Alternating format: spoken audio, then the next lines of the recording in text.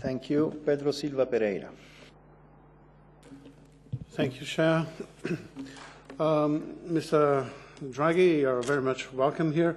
Let me ask you two questions. The first one regards monetary policy.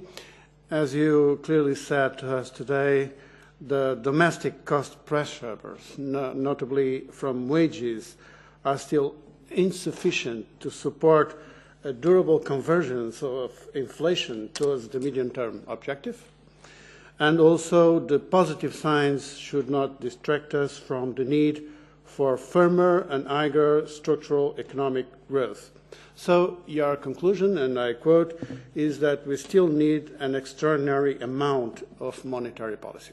Can I conclude from this that the so-called tapering of monetary policy remains out of the ECB intentions for the foreseeable future?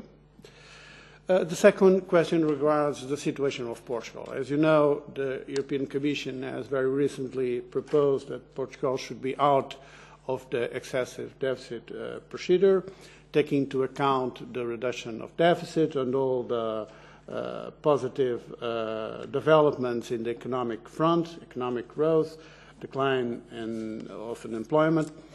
In this context, the Portuguese government, I would like to ask you, how do you see these developments?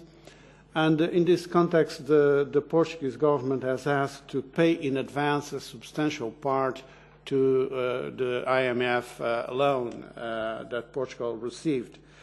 I would like to ask you if you would agree that such substantial payment could also have the indirect effect of addressing the difficulties regarding the limits to the purchase program of the ECB, taking into account that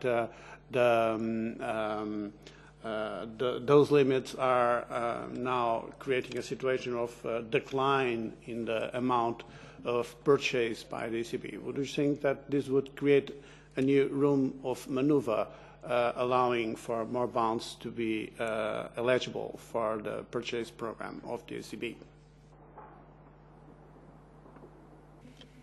Thank you. On your first question, really, the answer is very much like the one I gave before about interest rate hikes in the near future. The developments that we are seeing on the rate of inflation tell us that the present extraordinary amount of monetary policy accommodation should stay in place until we see developments in the rate of inflation that the rate of inflation convergence process that tell us that it's durable and it goes to our objectives and it's going to be self-sustained. In any event, next week we'll be having it will be at the next Monetary Policy Council. We will have the new staff projections and new information will become available for the members of the Governing Council. Now, coming to your second question, significant progress has indeed been achieved in Portugal on all accounts. And this is the first point that we should have in mind. The second is that the second point is, however, is that significant vulnerabilities are still present, especially in the banking sector, where we still have a high level of NPLs, like in other countries, especially of the periphery, and these vulnerabilities need to be addressed. Need to be addressed for their own sake first, for the stability of the banking system, but also for exploiting fully the capacity of the Portuguese banks to support and finance the economy, the real economy. NPLs are a drag on the capacity to give credit to the firms and households that need that. Your third point, the answer is I don't think so. I don't think that the payment in advance of the IMF loan actually is relevant as far as the QE limits are concerned.